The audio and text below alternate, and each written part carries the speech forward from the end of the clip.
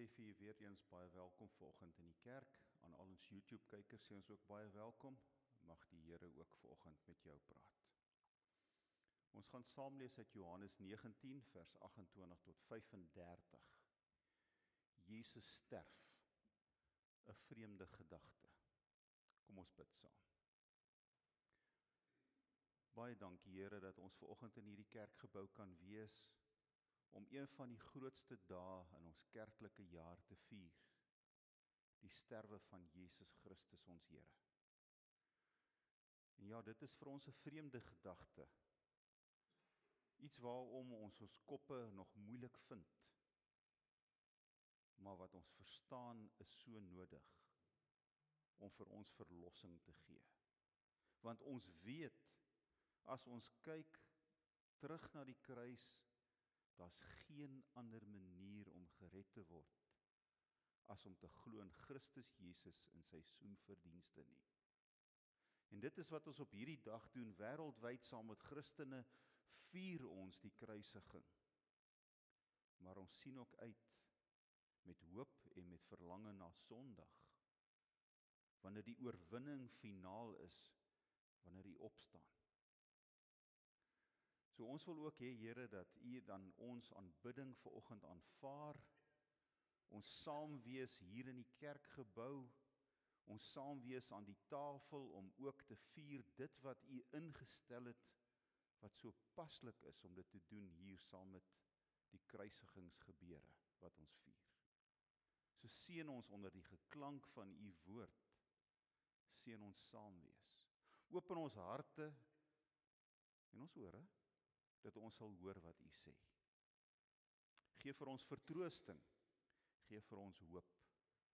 Want in hierdie land, in hierdie tyd waarin ons lewe, het ons eintlik maar 'n gebrek aan hoop. So gee vir ons daardie versekering. U is God en U is in beheer van alles. So hier is ons Here, U kinders. Dat wil U maar in die agtergrond verdwyn. En kom U aan die woord. In Jesus se naam vra ons dit. Amen. Johannes 19 vers 28 en 35. Die videoklip wat ons gekyk het, dink ek is die Matteus weergawe. So ons gaan ook die kruisgebeure 'n stukkie daarvan lees uit Johannes uit. Jesus sterf, 'n vreemde gedagte. Hierna het Jesus met die wete dat alles klaar volbring is, en sodat die skrif vervul kan word gesê, ek is dors. Daar het 'n kan vol suurwyn gestaan. Die soldaat het toe 'n spons vol suurwyn op 'n hisoptakkie gesit en dit teen sy mond gehou. Nadat Jesus die suurwyn gekry het, het hy gesê, dit is volbring. Griekse woord tetelestai. Toe het hy sy kop vooroor laat sak en die laaste asem uitgeblaas. Dit was Vrydag. En die Jode wou nie hê dat die liggaam op die Sabbatdag aan die kruis moes bly nie. Want daardie Sabbatdag was 'n groot dag. Daarom het hulle vir Pilatus gevra dat die mens wat gekruisig is, sy bene gebreek en die liggame weggevat moet word. Toe het die soldate gekom en die bene van die eerste een gebreek en ook die van die tweede een wat saam met Jesus gekruisig is. Toe hulle egter by Jesus kom en sien dat hy al klaar dood is, het hulle nie sy bene gebreek nie. Maar een van die soldate het met 'n spies in sy sy gesteek en daar het dadelik bloed en water uitgekom. Hy wat dit gesien het, lê hiervan getuienis af en sy getuienis is waar. As dit nogal vir my 'n antiklimaks wanneer ek 'n boek lees en die held sterf aan die einde van hierdie verhaal wat ek gelees het. Net so is dit ook 'n antiklimaks, as jy nou die fliek Gladiator gekyk het van 20 jaar gelede, ek praat nou nie van die nuwe weergawe nie, en jy sien nou daar aan die einde, hierdie groot magtige generaal wat dan neergevel word in die Kolosseum, en daar lê hy in die middel, en die held sterf. Dis 'n verskriklike antiklimaks. So met enige program wat jy op televisie kyk, as jou held sterf, dis nou net nie lekker nie. Kon hulle dit nou nie anders gedoen het nie? Was daar nie 'n ander manier hoe hierdie verhaal of hierdie fliek of storie kon geëindig het nie? Want as 'n ou nou sterf, is dit mos nou die einde. Dis verby. Hoe maak jy nou 'n opvolg? Hoe bring jy nou 'n tweede seisoen uit? Hoe skryf jy nou 'n opvolgboek daaroor? Want dood is nogal finaal. Dis verby. Dis klaar. So dis 'n redelike antiklimaks. En nou sterf Jesus. Ek weet nie eintlik hoekom noem ons dit Goeie Vrydag nie. Want dit is alles behalwe goed. Dis eintlik Swart Vrydag. Dit is 'n laagtepunt in die geskiedenis van die mensdom. Dat die mens Jesus Christus, die Seun van God, doodmaak. Dit is vir my 'n baie swartgallige verhaal. Dis 'n laagtepunt. Ek meen, as jy nou een van die disippels was, en jy het nou daar aan die kruis gestaan, jy het vir 3 jaar saam met hom geleef, hom gehoor, hom gesien, absoluut saam met hom beweeg, dag en nag. Hoe moes hulle gevoel het? Hoe moes die omstanders gevoel het? Hoe moes Jesus se ma gevoel het? Hoe moes Maria gevoel het? Hoe moes die ander familie van Christus gevoel het? En die baie mense wat agter hom aangeloop het om verskeie redes. Ek meen, verlede Sondag het ons gedink aan hoe hy Jerusalem ingaan onder toejuiging. Die Messias is hier, Hosanna. Hy kom om te red. Dit het geklink soos 'n hoogtepunt. Hier's nou iets aan die gebeur. En wat gebeur nou? Van daar tot hier 'n laagtepunt. Hoe is dit moontlik? Veral as jy 'n verwagting gehad het. Want onthou, ons het ook met mekaar al daaroor gepraat, wat se verwagtinge het mense om Christus gehad. En die meeste mense in Jerusalem in daai tyd het 'n verwagting gehad van 'n aardse Messias wat die Romeinse juk om verwerp en hulle kon bevry van hierdie vreemde oorheersing waar die keiser homself as God verklaar het en hulle hoë belastings betaal en onder reëls en regulasies moet lewe wat in stryd is met wat hulle glo. So, ek dink as jy so verkeerde verwagting gehad het, was jy maar redelik plat geslaan. Want hoe nou 'n Messias wat soos 'n misdadiger, 'n moordenaar, 'n landsverraaier aan 'n kruishout gespyker word om die ergste dood te kry wat enige skurk of enige boef in daardie tyd moes kry. En tog moes dit. Jesus moes sterf. Die vraag is hoekom? Was daar nie 'n ander manier nie? As die Here Jesus eendag weer kom op die wolke en elke knie sal voor hom buig, hoekom kon daar nie iets in daai lyn gewees het nie?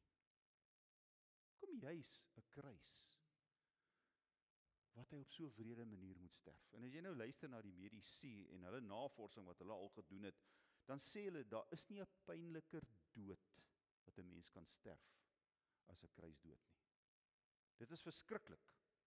Dis die ergste pyn wat jy kon deurmaak. Nou, hoekom?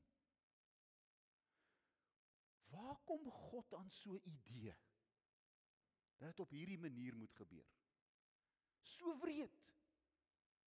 Nou, as ek en jy mooi daaroor wil dink, wil ons koppe dit nie lekker verstaan nie. Ons weet nie mooi hoe om hierdie ding eintlik te vat nie. Ek dink ek het al vertel, ek was op skool saam met Gys. En op daardie stadium het Gys gesê hy verwerp die evangelie. Soos in standaard 9. En toe ek van vra nou maar hoekom? Want jy tot onlangs toe wou jy nog 'n sendeling geword het. Toe sê hy nee. Hy sê dit werk nie vir my hierdie ding nie. Hy sê dit is net so goed soos hierdie klomp honde en hulle het so 4 of 5 honde gehad. Is nou stout. Nou sê ek vir die honde, hoorie, hierdie groot ene, ou stoffeltjie, gaan ek nou doodmaak om te betaal vir julle stoutigheid. Hy sê, wat is die verskil? Dit maak nie sin nie. Van my en jou koppie maak dit nie sin nie. So hoekom het God dit juis op hierdie manier gedoen? Waarom? Kom ons probeer 'n bietjie sin daarin soek. Nou as jy toe teruggaan in die Bybel, jy gaan blaai van die begin af.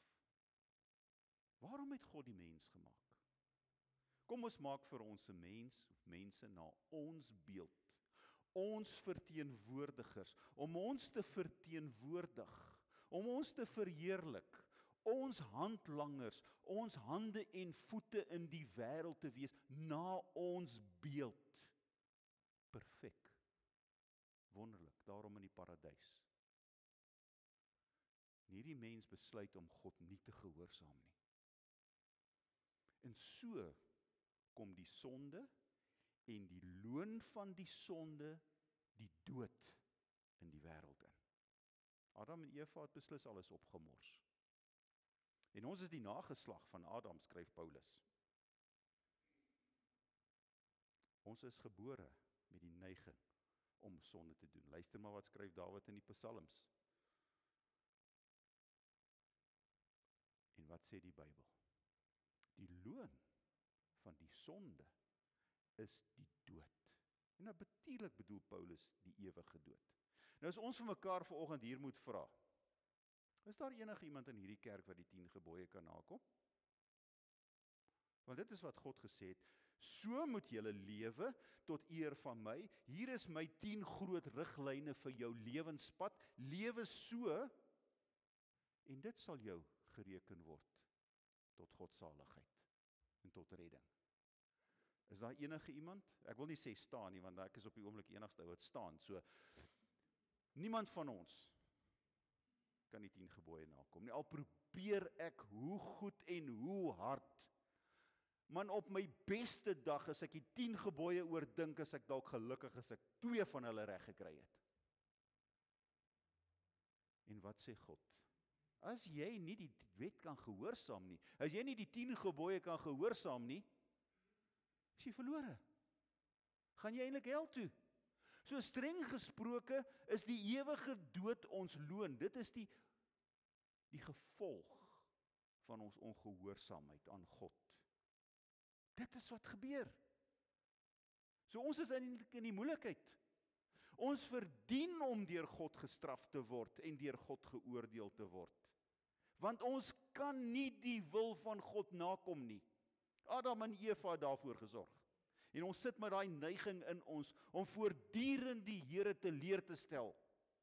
Eindelik moes hy, want hy het op 'n stadium spyt gekry, gaan lees maar vroeg in Genesis, het hy spyt gekry dat hy die mens gemaak het. En God het dit oorweeg om hulle van die aarde af te vee. En inderdaad met die Noag verhaal is daar bewys dat God was siek en sat vir hierdie spul wat hy gemaak het. Ons verdien die oordeel van God, omdat ons nie ten volle gehoorsaam aan hom kan wees nie. En ons behoort deur God verwerp te word, verlaat te word. Ons behoort.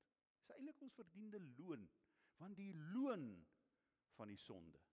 Maar nou wil ek 'n bietjie verder gaan. As gevolg van die loon, die dood, moes Jesus doodgaan.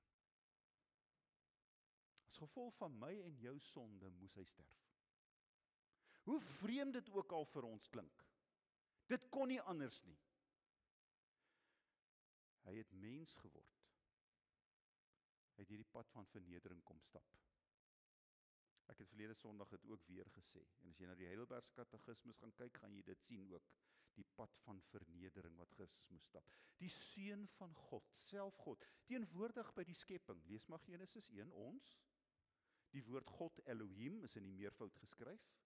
Kyk maar na Kolossense 1, kyk maar na Johannes 1, kyk na Openbaring 1. Veral Kolossense 1 wil Paulus dit so mooi sê. Hy was teenwoordig by die skepping. Hy is die koning, hy is God.